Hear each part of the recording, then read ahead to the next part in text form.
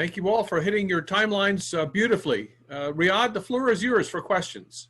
Thank you, Elliot. Thank you, Murilo. We have a couple of questions, nice questions coming in.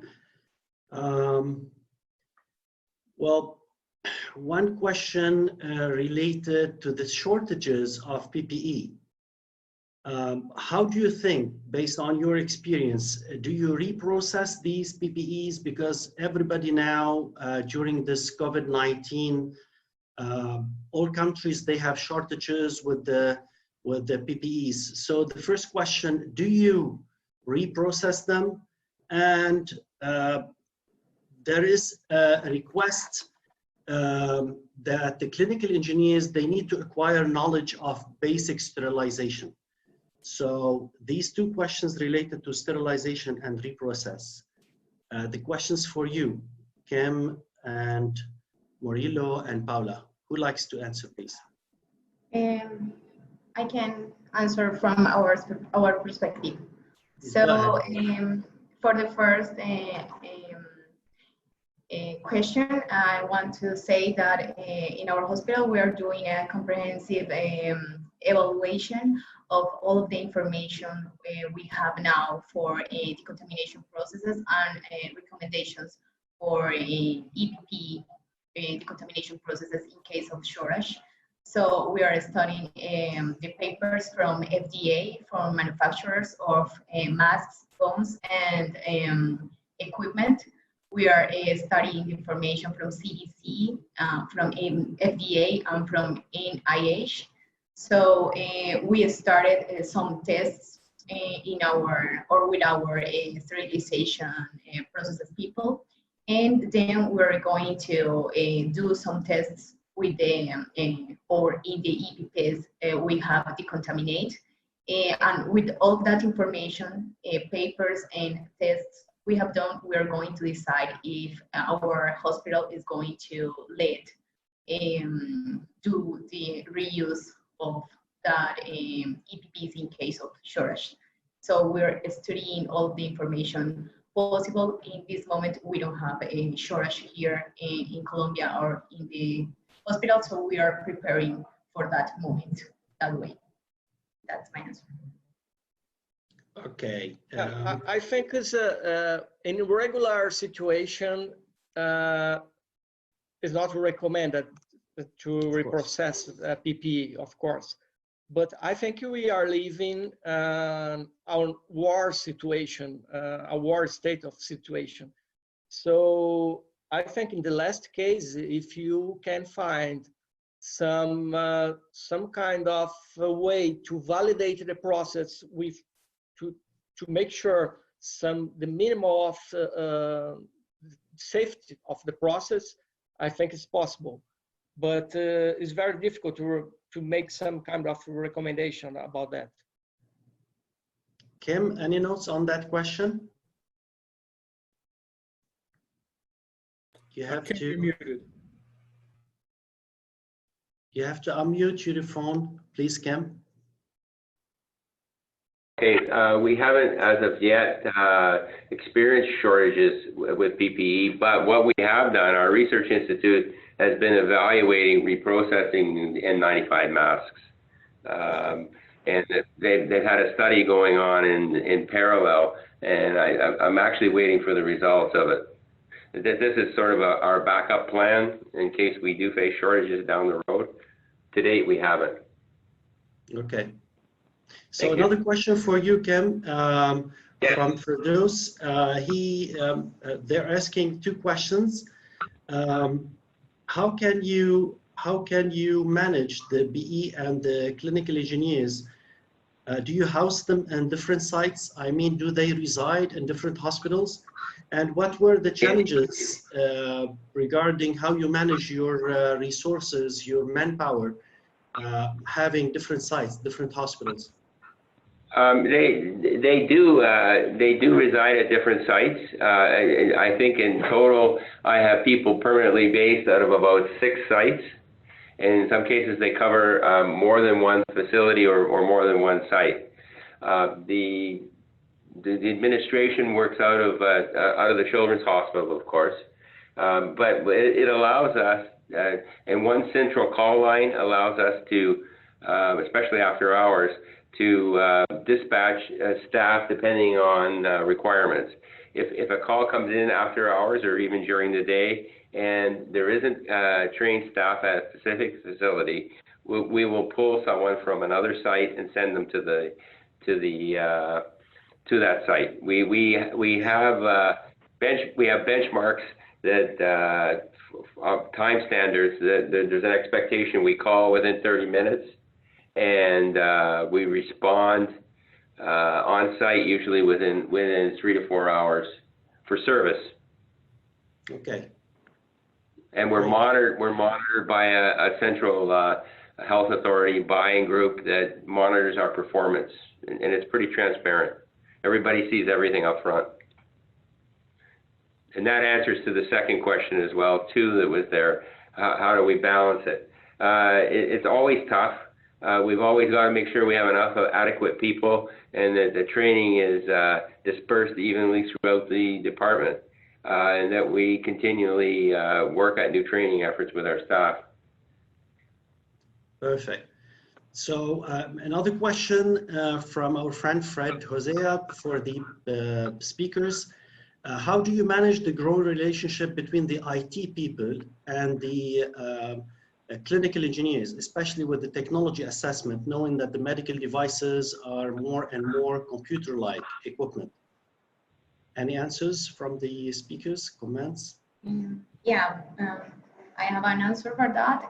So here in our hospital, we started to work with IT people. So we created a committee. The committee is CIT committee. So we have a monthly basis meeting, and that means we discuss the projects we have here in the hospital for the whole year, and the goals we have accomplished together, and what kind of participation we need for the next projects. And we have, for example, the participation, as I said in the presentation, of IT people during the technical specifications review and demonstration of technology. So when that technology is based on computer or it has a lot of information systems, they give us an input about costs and needs to implement, or to best way to implement the technology. That's why, that's how we are doing that part in our hospital. Great, thank you.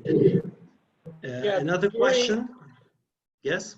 Just a comment about the TIT team, IT team in Brazil. When we work at the Ministry of Health, we work very close to the IT team, including to develop the system, the information system, but also to support the analysis of the features of the equipment involving IT issues. Okay, great. Another question related to how to optimize various PCR testing platforms.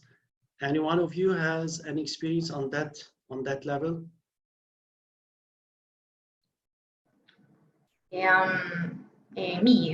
In our hospital, we are trying to license our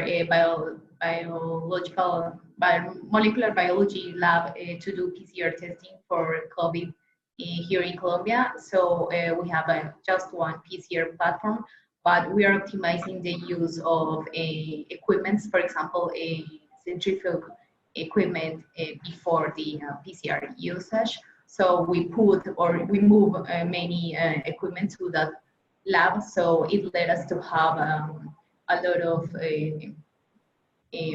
tests done and to better use the whole capacity of the equipment. So we, for example, just had a centrifuge of a few tests. For example, we have a centrifuge for just 10 spaces, but we put many, so we can have the 96 spaces we have in the PCR system to do the whole activity in just one way. So that's the way we are optimizing the the lab and the PCR testing platform. Thank you, Paula. How do you relate or define the return on investment, the ROI? Is it only on dollar value, on profit, or ignoring the clinical and patient benefits? Any comments on that?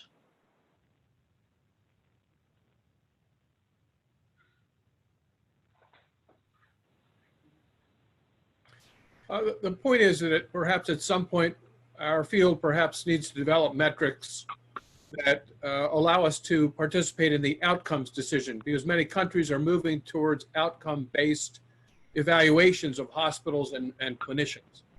And we have done a good job, I can see from your presentations, in the fiscal or financial management of clinical engineering related services, health technology assessment and the like. I believe we're going to see more questions moving into the outcome side, and perhaps an open-ended discussion for our community in the months and years ahead. And we have 2 more minutes left, so Riyad, perhaps you can choose one more question to ask from our stream of questions. Yes, we still have 3 questions, 3 nice questions, but obviously that all the audience are very much interested to learn from the speakers, their expertise in facing the COVID-19. One question says, what's the involvement of the clinical engineers in medical devices disinfection and their responsibilities, and whether we can 3D print the N95 masks? Can anyone ask in less than a minute, please? We haven't 3D printed N95 mask, but what we have done is 3D printed and manufactured face shields. Actually, it was another initiative led by our research institute and got community involvement in the Ottawa area. And it's worked out quite well, actually. We have more supply than we need. Okay, and what about the involvement and the responsibilities of the clinical engineer in medical devices disinfection?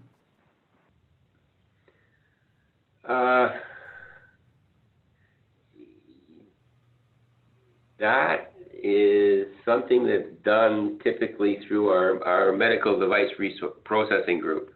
And they're the professional group that monitors that. We should, as clinical engineers, have a good understanding of sterilization techniques. At least I believe so.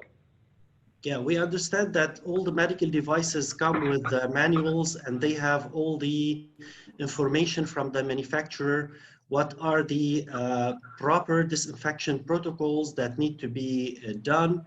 And normally we train the end users on the proper disinfection. So training on proper handling and disinfection is done definitely by the clinical engineers.